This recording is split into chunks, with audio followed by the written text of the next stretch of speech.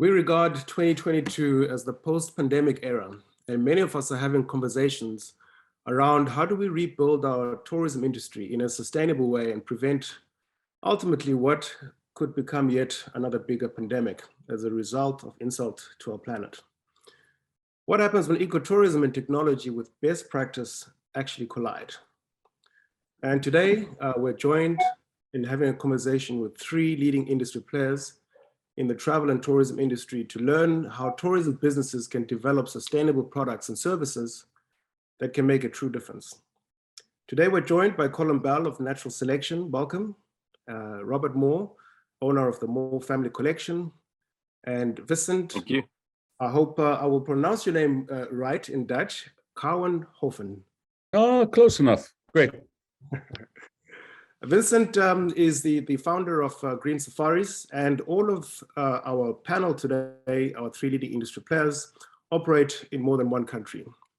So I think it's apt to say that we will be having a very up-to-date modern conversation, which initially actually started off as a conversation around green tech, which we believe and all agree that it is a very important aspect of today's discussions and possibly one of our key solutions to operating sustainably. However, we want to just open the subject up as to what it actually means to have green tech. And is it just a solar panel on a roof? Or does it actually mean a lot more than that? Is it an actual practice? Is it an ethos? And our first question will be directed at Colin and Rob.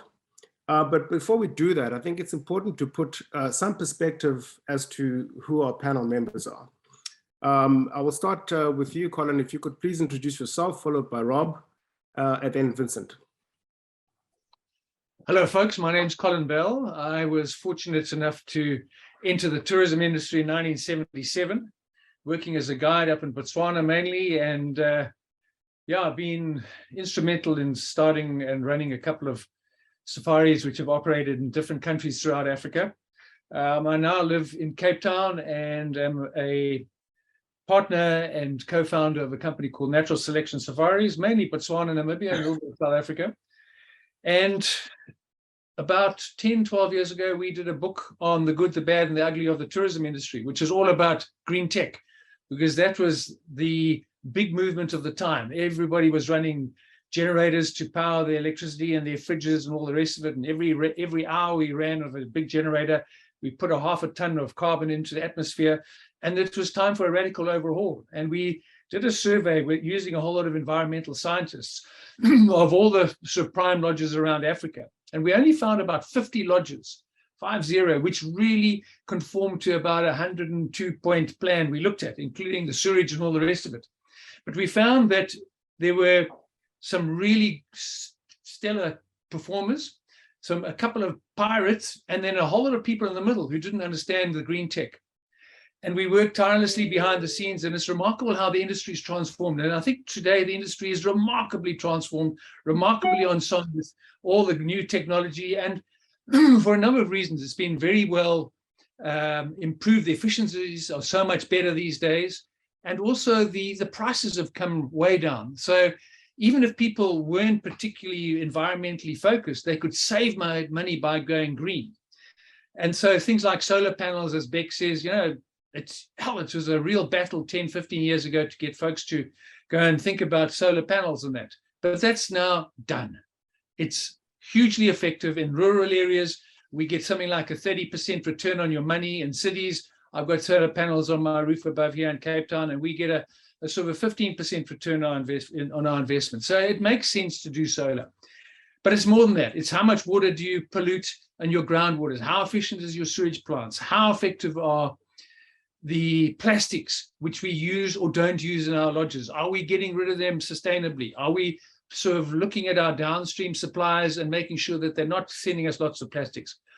Is that the big issue, or is actually climate change the big issue? In my view, climate change is the big issue. And tourism in Africa, we get flight shamed. And I think flight shaming is one of the biggest tragedies in Africa, because we've proven long ago that governments have been the traditional funder of wildlife reserves, government national parks, and all the rest of it. But with changing priorities in Africa from the colonial days to today, where health, housing, education, all these things have got much more higher priorities within governments, we're finding that the authorities are starting to fund national parks and private game and game reserves far less. And I think if you look at, say, the South African National Parks example, only 23% of their total budget is funded by government. And that's one of the best funded organizations in Africa. The rest of the money comes from the ecotourism industry. The ecotourism industry is the driver. And how do we get the ecotourism industry to perform? We have to have tourists here. So I think we're going to sort of discuss today everything from getting tourists to Africa, getting rid of this flight shaming story, because it's not flight shaming. We need the flights to happen. We need tourists to arrive. Otherwise, they're not going to be able to pay the park fees. We're not going to pay for conservation. We're not going to pay for wildlife management. We're not going to pay the jobs and the salaries which the tourism industry needs to employ to make it sustainable. So I think that we've got a much broader conversation, as you alluded to, Bex, from the one side, getting tourists to Africa consuming carbon, but at the same time, making sure that what we do on the land protects the carbon. And one of the most astounding studies, which has come out fairly recently, and I'll end off here, is that savannas and soil today is one of the biggest carbon sequesters, one of the biggest carbon absorbers. And we need to protect our savannas. And the only savannas which are worth protecting are the ones in pristine condition. Once you start putting farms and livestock and housing, that doesn't protect and sequester carbon to the same degree. It's pristine carbon. So we need to look at all the avenues we can to start protecting our parks, to protecting our wildlife areas, to making sure that soils are intact. So from that all the way through to the solar panel, I think they're all important. Thanks very much, Colin. You certainly have touched on quite a lot of different subjects there, all very interesting stuff that I look forward to opening and expanding and unpacking it a little bit. Rob Moore, if you could maybe just briefly introduce yourself, give us your background, so the audience knows where you come from. Thanks, Bex. By way of introduction, my name is Robert Moore. I'm the founder and CEO of Moore Family Collection. Started the business 20 years ago with our property in the Sabi Sand called Lion Sands Private Game Reserve. Since then, we've expanded our portfolio to a couple of hotels in Cape Town and operate in the Waterberg, just north of Johannesburg, and then a little boutique hotel up in Victoria Falls as well. Just following on the several topics that Colin touched on, but also to bring perhaps a similar theme or alignment. Climate change, now that we're through the pandemic, and obviously all of us in this room are very aware of the impact that it's had, but it's incredible to see that we're still around and our order book is rebuilding. But for us, climate change is our next big thing that we need to take head on. Thanks very much, Robert. Vincent, over to you. Thanks, Bex. Hi, guys. Well, apparently still the rookie in the industry. I started Green Safaris about 10 years ago.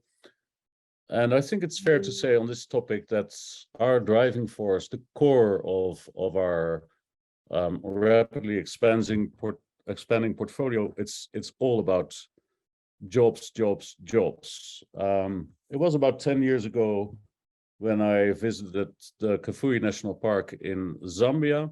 Back then in horrible state.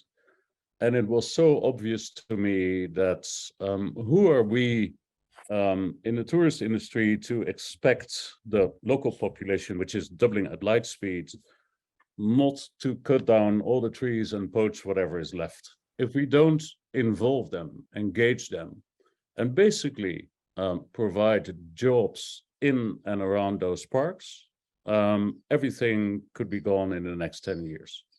So that in itself was the starting point for Green Safaris, which by now is a portfolio of 8 lodges in Zambia and Malawi.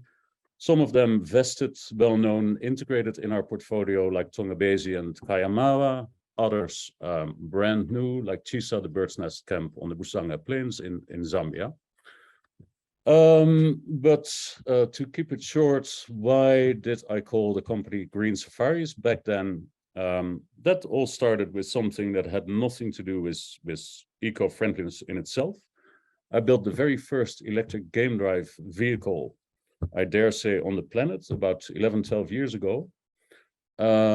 Basically because driving from one lodge to another, one day I noticed when I switch off the engine, I only switch off the engine of my roaring diesel when I encounter a pack of lions or so. And I really wanted to enjoy the sound of the bush, the alarm calls, the birds.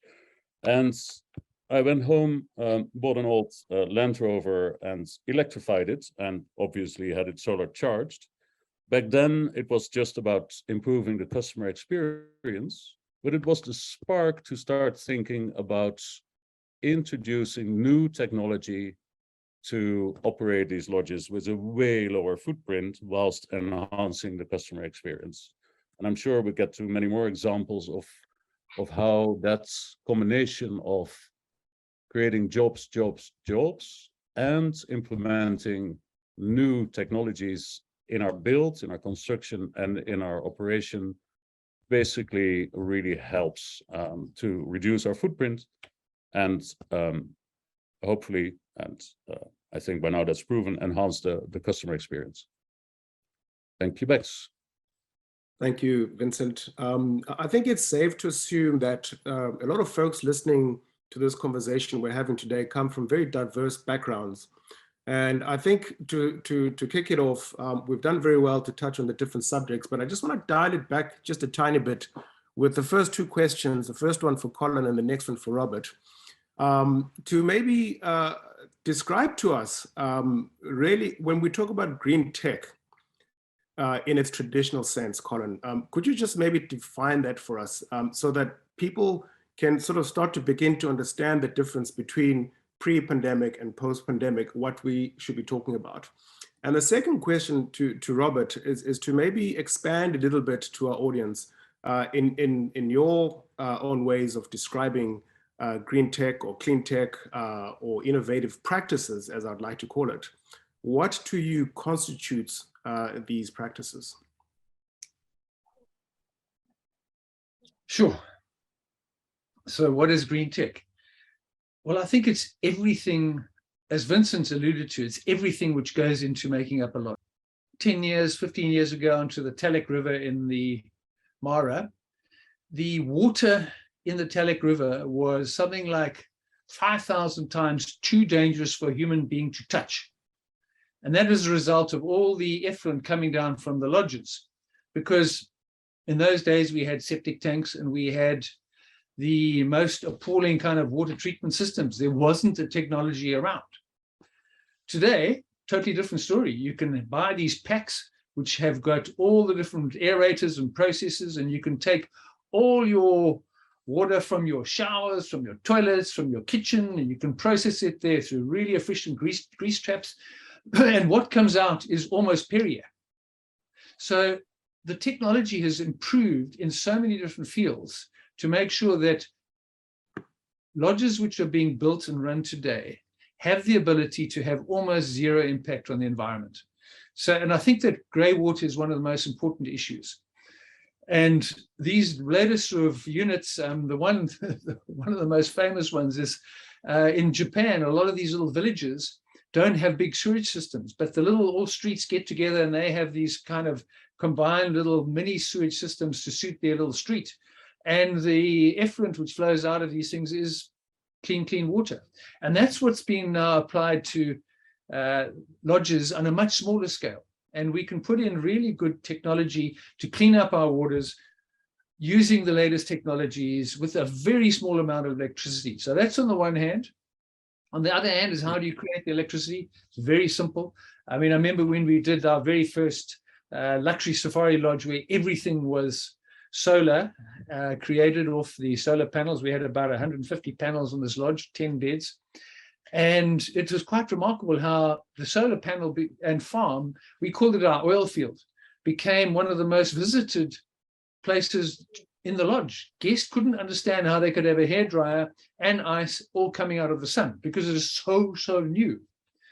And everything else in between. As Vincent alludes to, the next frontier is the electric vehicle, not only to minimize the amount of pollution coming out of the vehicles, but also for guest satisfaction. It's fantastic innovation.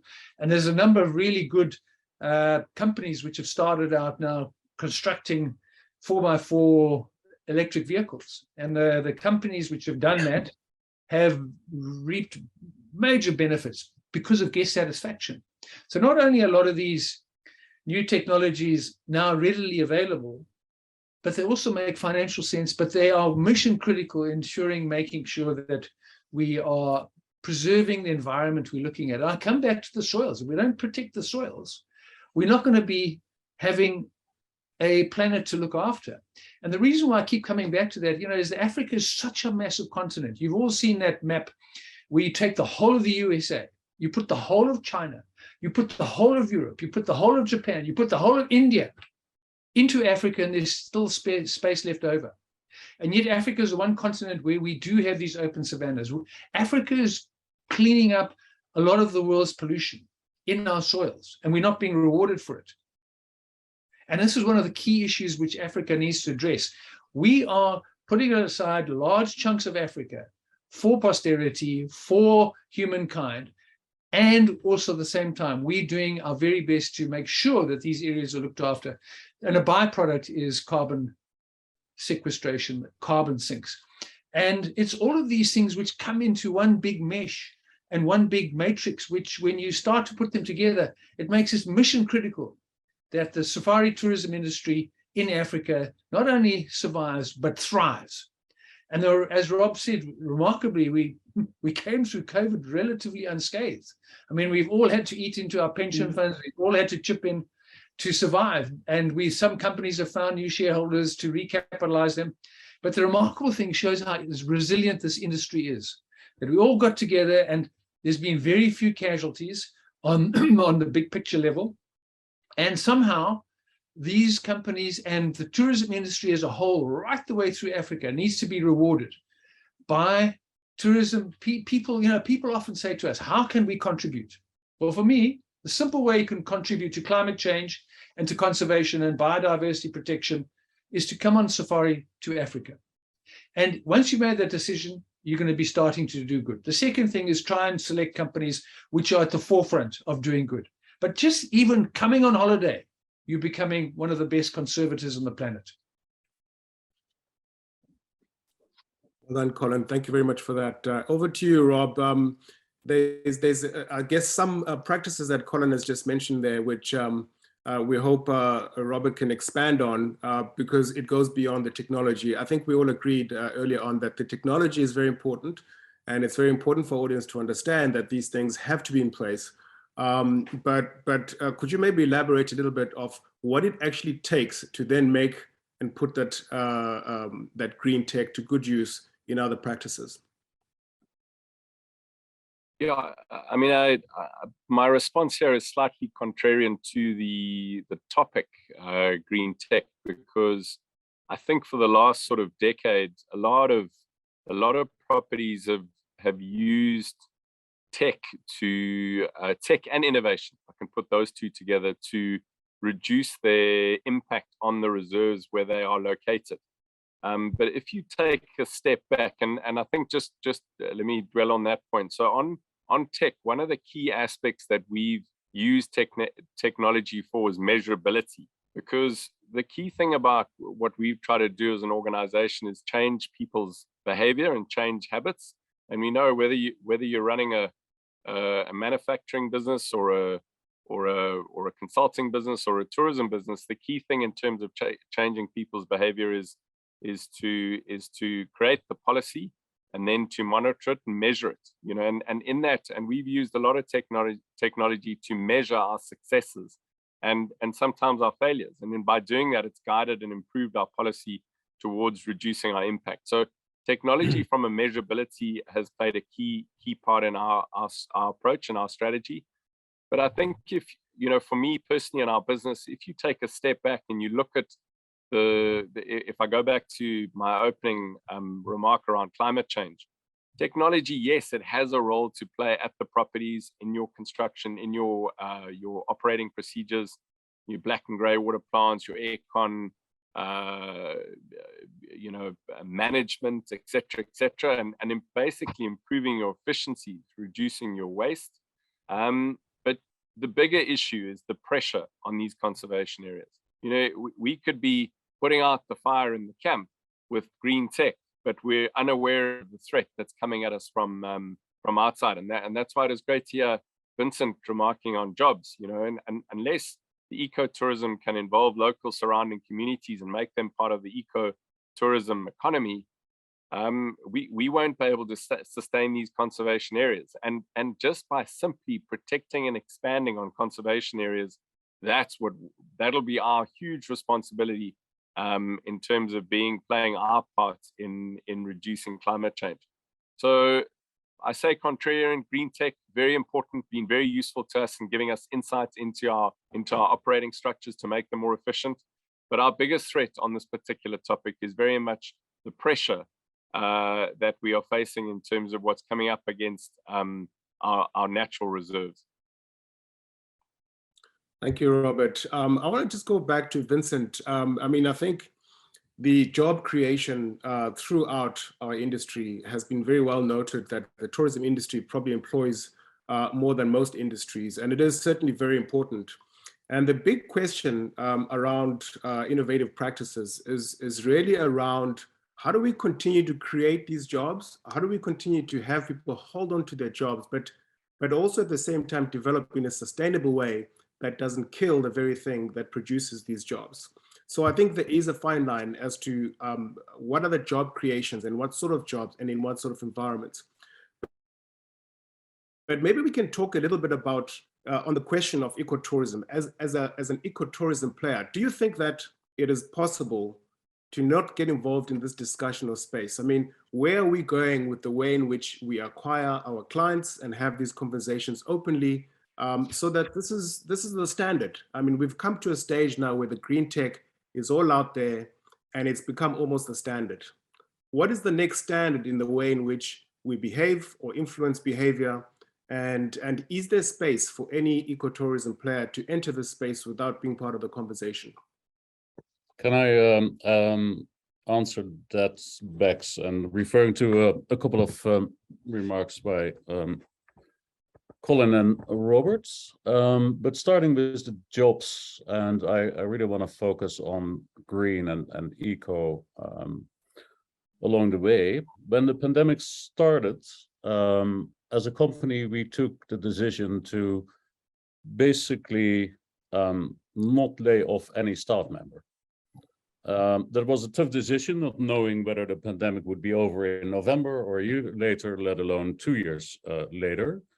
But the importance, the driving force of creating jobs was leading for us, and it turned out very well, but it has also led to intensified green agenda for us. In the absence of tourists, we started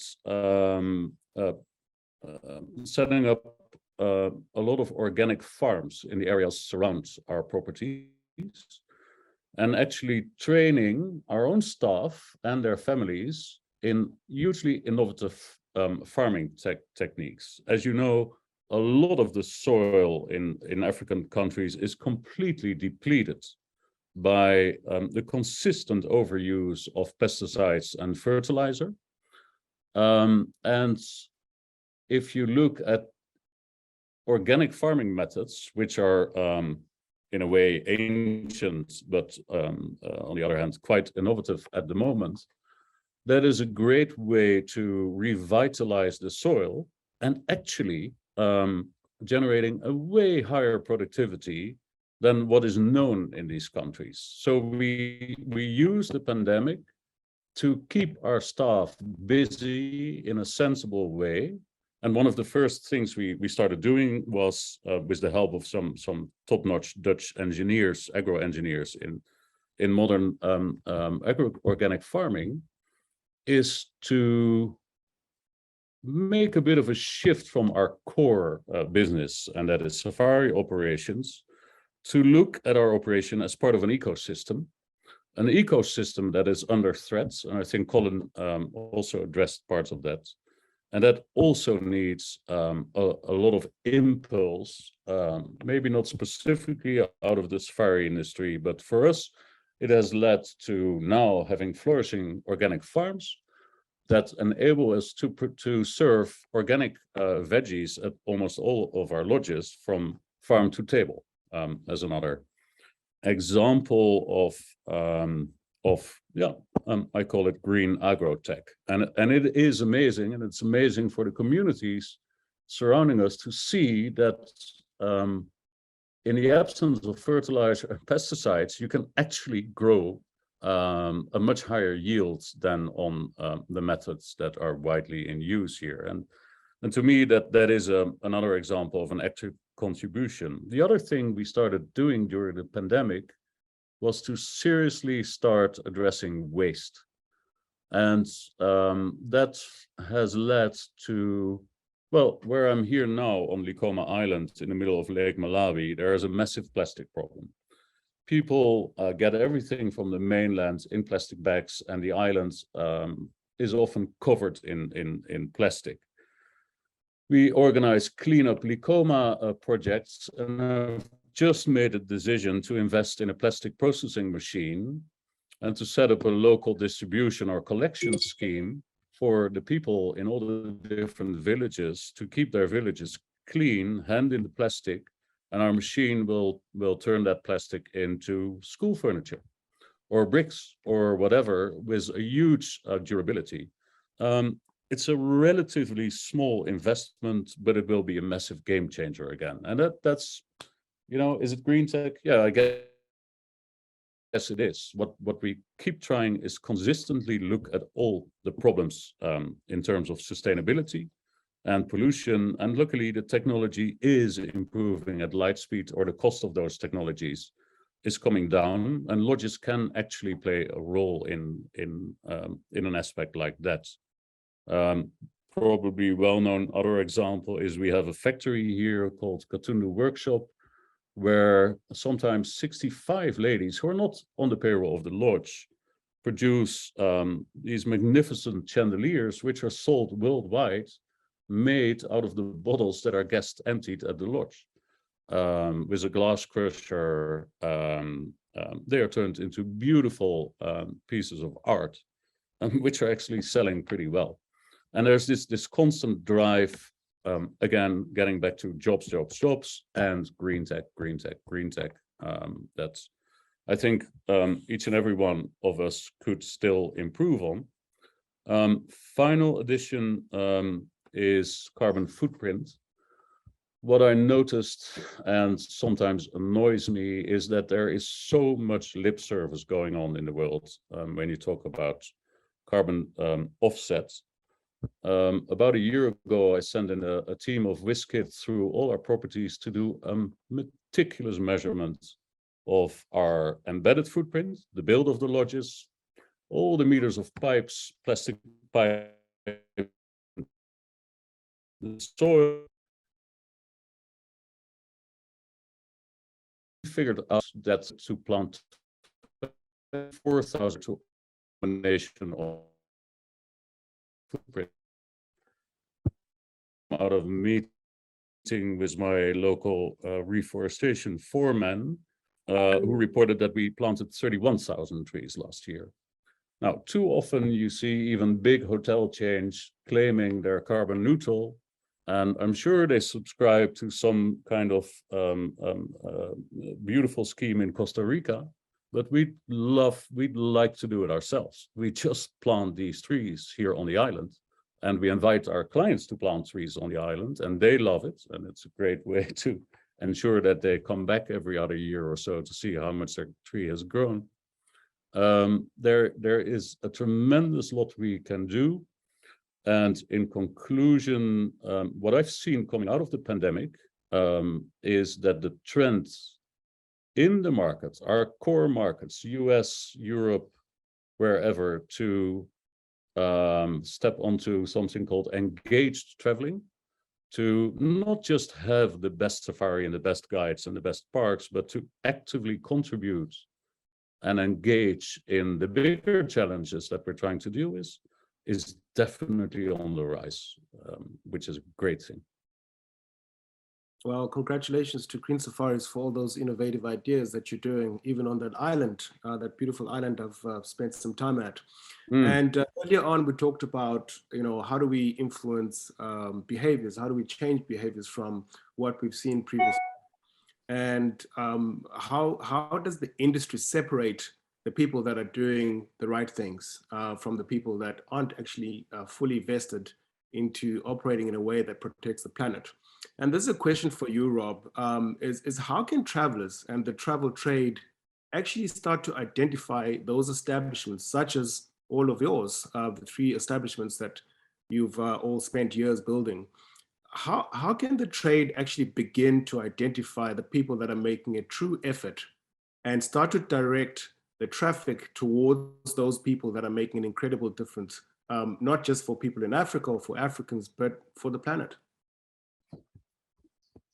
Lex, I think one of the biggest challenges here is the trade and the guests need to learn the language of sustainability and green tech, if I link it back into the topic. And what I mean by that is often people don't know what to look for, and they don't know what to ask about. And so if I split the guest from the trade, I think we're still a generation away from the actual guest, the actual traveler, having a firm grip and understanding of sustainable best practice. So I manage my expectations in terms of the guest actually asking for it, and I'm talking a generalization. Of course, we have a niche special interest group who make sure they definitely do look under the hood, and they make sure that what you say you do, you are doing, but that's for us, that's the minority. What I have seen recently, and I would recommend this to the trade, is that the abundance of site visits that we get and educationals to our properties. We've started to see it in 1 or 2 of them where they've actually asked to be shown the sustainability efforts, community projects, and they give up the time for that. That time is always a scarce commodity, but instead of just focusing on the guest experience in its traditional format, they've actually paused, sat down with our management, had a look at our solar plants, been out to our community projects.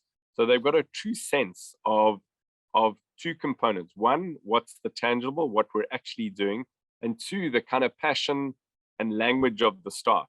It's quite easy to identify whether an organization, through having not a conversation with myself, a conversation with the housekeepers and the maintenance and the front office staff. If you engage with them and they understand sustainability on the ground, then you've got a sense that this, as I mentioned earlier, the behavior, because you can't change behavior without awareness. So you first got to start with awareness. You got to educate people to why it's important.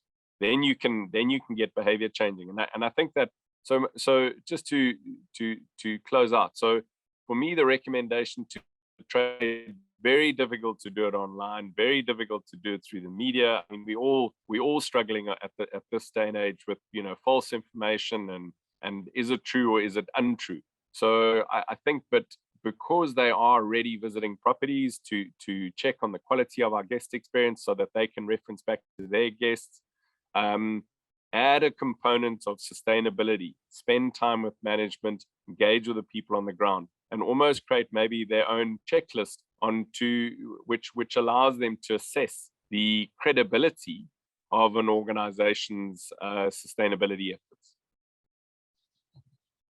And I think you hit the nail on the head there, is the awareness factor. And I guess one of the things that I'm a big advocate of, Rob, is having these discussions with the trade and really pushing them to educate their clients as to why they're choosing the more properties over and above somebody else.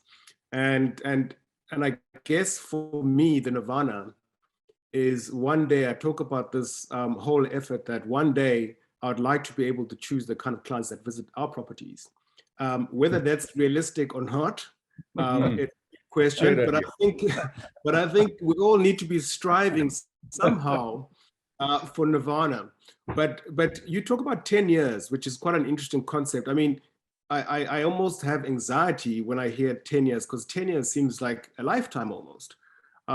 There's almost this rush and this sense of urgency. And Colin, you're a marketer and you interact a lot with the trade and with people out there in the forums. I mean, what is your take on, is the trade and are people that you're having conversations with actually asking about some of these initiatives? I mean, is there a sense of urgency that you detect, that you feel from the conversations you're having? Absolutely, Bex.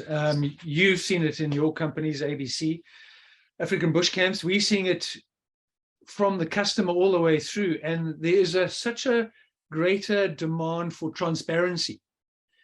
And to the extent that we've now started to separate out our community and our conservation costs to our accommodation costs.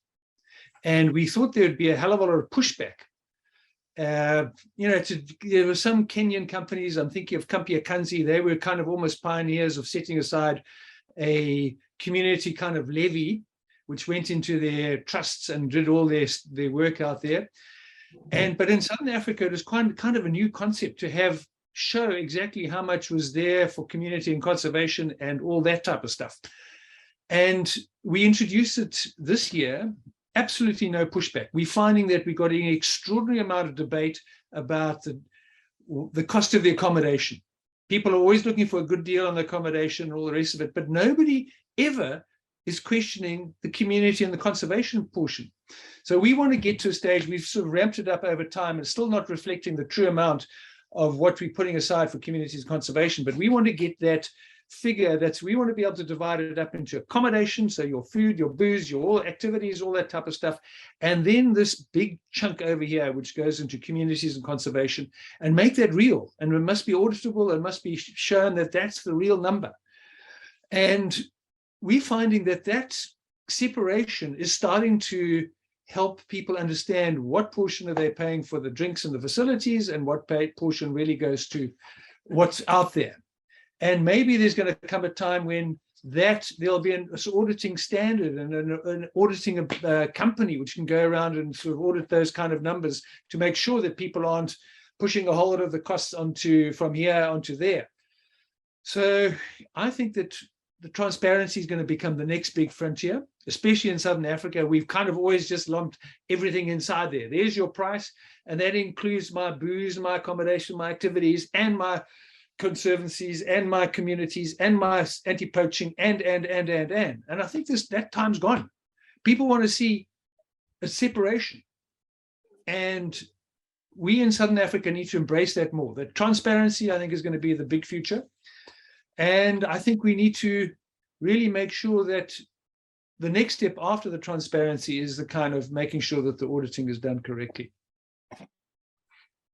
Brilliant idea. I can only underline that I think we publish an annual report, from the start on all those activities. You must bear in mind, Colin, that there is and there should be a lot of interaction between implementing green policies within your core business, like introducing electric game drive vehicles, electric boats, and what have you, but to really, we've never used a levy. We do generate a lot of third-party contributions based on what people see that what we're doing. But I think it's a brilliant idea to create a little bit of an industry standard on complete transparency on what we're trying to establish and how much we invest in those, secondary but partly core processes on the site, being green and supporting conservation and community development in itself. Brilliant idea. You know what, we thought that we would get a bit of pushback from the trade, the intermediaries, the tour operators, the DMCs, who, because that conservation and community number is basically net. It's a net number. That's what it is. If it's $50 per person per night out of $1,000, it's $50, but it's not 50 plus the trade commission. And we thought there'd be a lot of pushback from the trade because they're not getting the commission on that amount. But I think there's a general, I think 10, 15 years ago, that they would have been screaming. But I think the trade and that middle section there, the folks who put it all together and make it happen, the DMCs and the tour operators also want to know that they are contributing. And we haven't had one single sort of negative debate. We've had people asking what's in there, but we've never had a tour operator pushback. The customers want to know what's there. The tour operators are happy there. And the biggest issue was going to be, how would the trade react? And absolutely complete buy-in, because I think the trade is very much on the same page as us. They want sustainability. They want to make sure that this industry is going to be around for a long time, and they want their businesses to be around a long time. So the real worry was, how would the trade react to that? And absolutely no pushback, because we're all on the same page. There's a couple of very nice examples, Colin and Bex, of operators we work with who have limited their commission to 10%. And want the remainder to be allocated to exactly what we're talking about, conservation and community development. And I think that that is an amazing initiative. So it underlines that, the market is moving to be way more sensible and on this line of thinking. Great to have conversations, particularly in the marketing circles of the trade,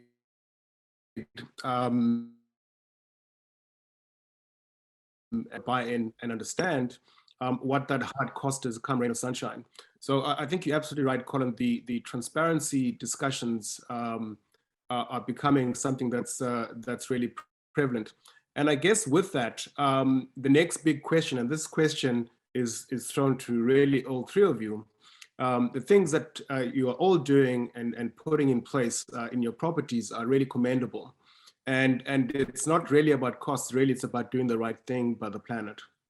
The big question that we should really be talking about is that, does tourism revenue produce enough capital to be able to mitigate or reverse the human effect on our planet? Rob, maybe you can start by just giving us your perspective on that.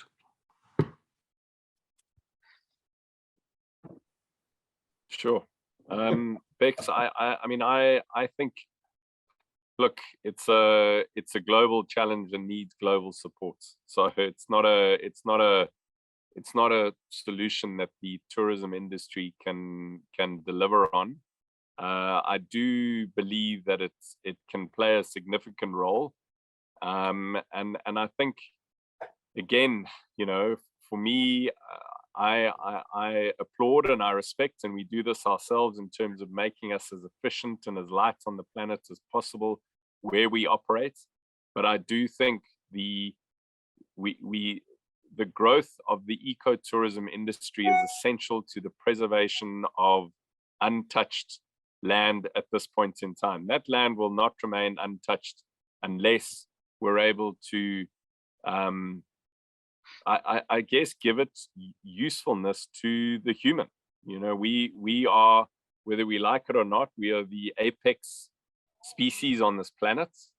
And unless the human will derive some significant material benefit from the preservation of land, which in my opinion, ecotourism does, and with the sideline, aligned to that is the growing population. And unless we're able to take land and convert it into an ecotourism model, it will go into sustainable farming, which will then be over-farmed, and we will lose that, and there'll be long-term damage. So for me, our role and as an industry is we need to make it as whether it's as profitable, we need to make it as exciting as interesting, as beneficial to the trade to send people from highly urbanized areas, that's where the bulk of the global population sit, into these remote areas, because in doing that, we can protect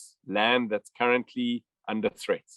You know, our operations, I'm admit it, I'm not at the forefront. I'm not operating in spaces which are remote and exposed. We are operating in traditional safari areas.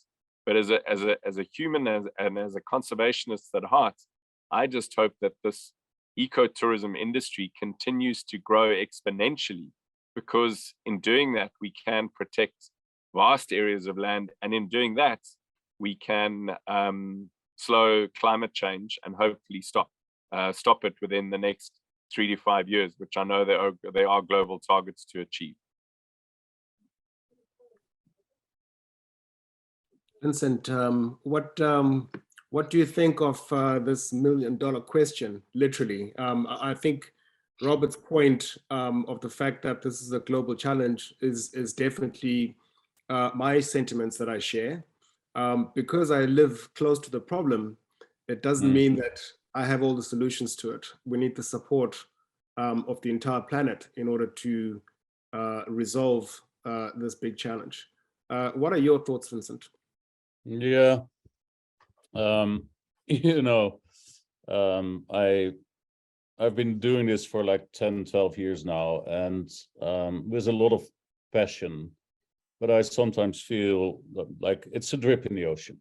I mean, looking at the vast space of Africa, even if you combine all the efforts of us as tour operators, sometimes it feels as a drip in the ocean. Luckily, like what we see with large-scale conservation organizations like African Parks, recent mandate to protect and conserve the Kafue National Park, which in itself is even bigger than the Kruger National Park.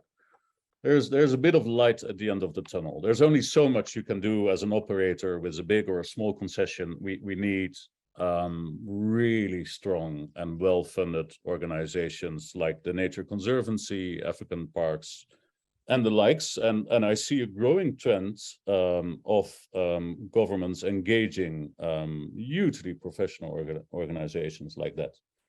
But even that, you could say, is in a way a drop in the ocean. Getting back to what Robert just said, he did spark me. If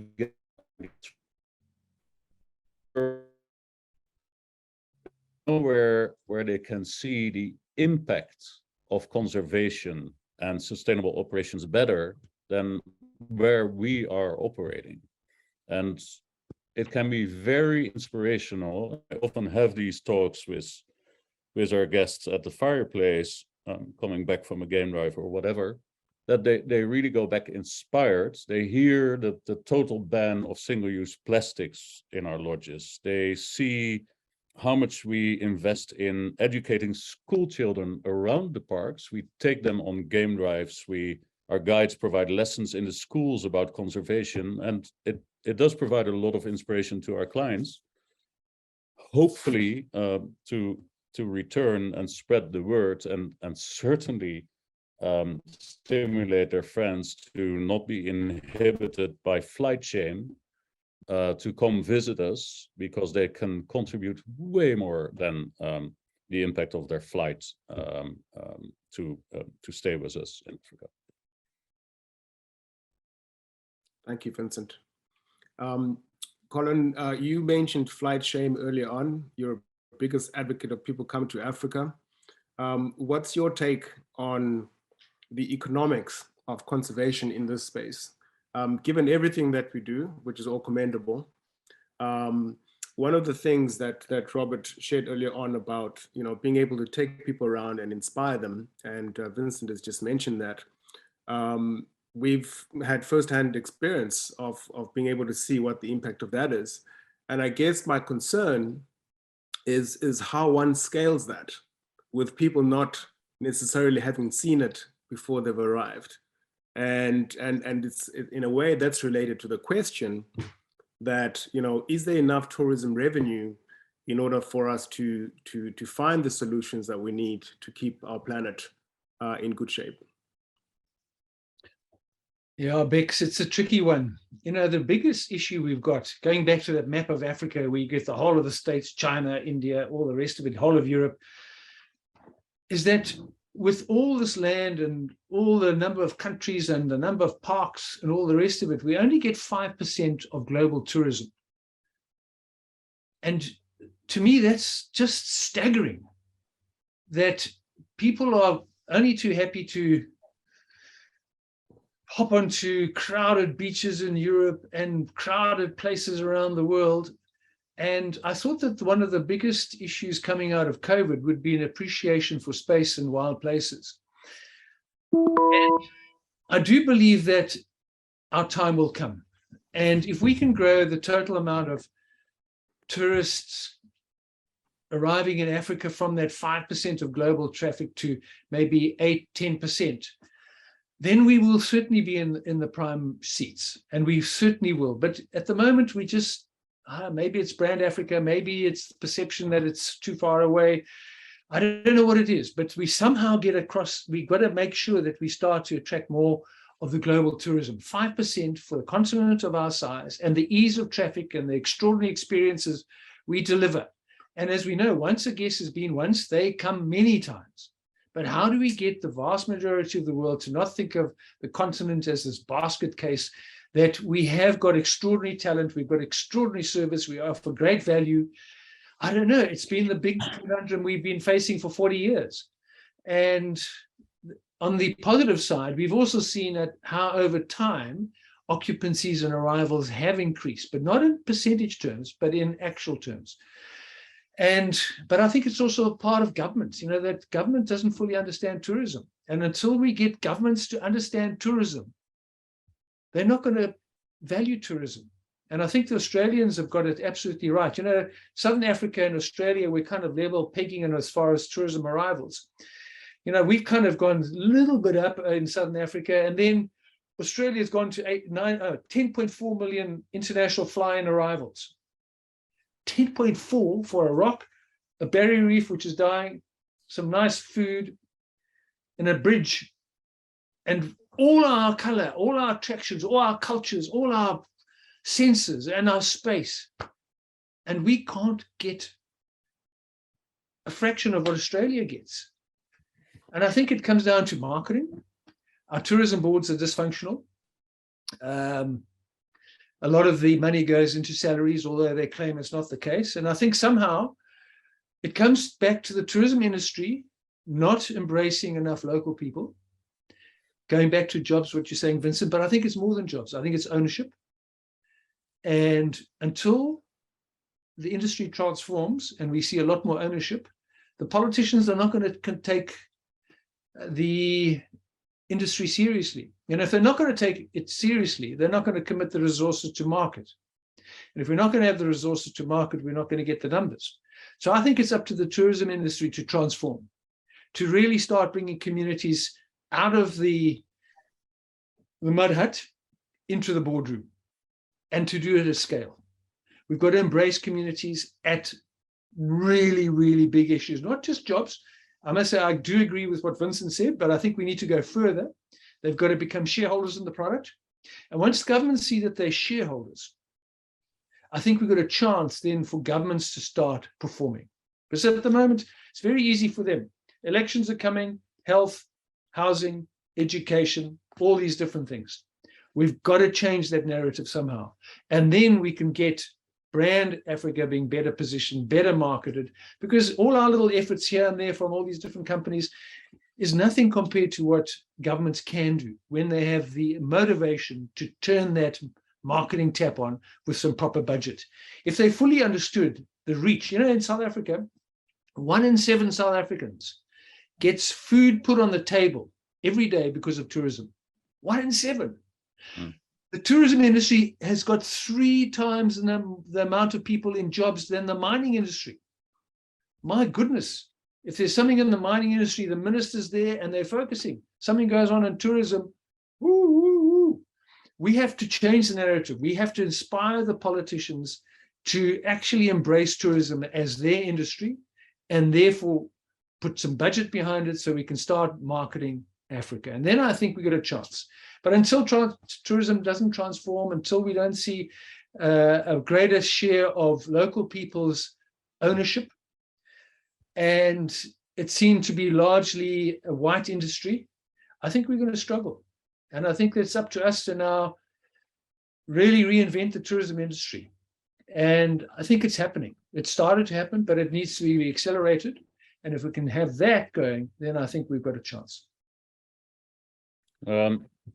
Colin, to underline the marketing aspects, to me, one of the most appalling side effects of the pandemic was the way how Western governments basically locked the airspace for Africa, where Africa, in effect, in all likelihood, would have been the safest continent to sit out the pandemic.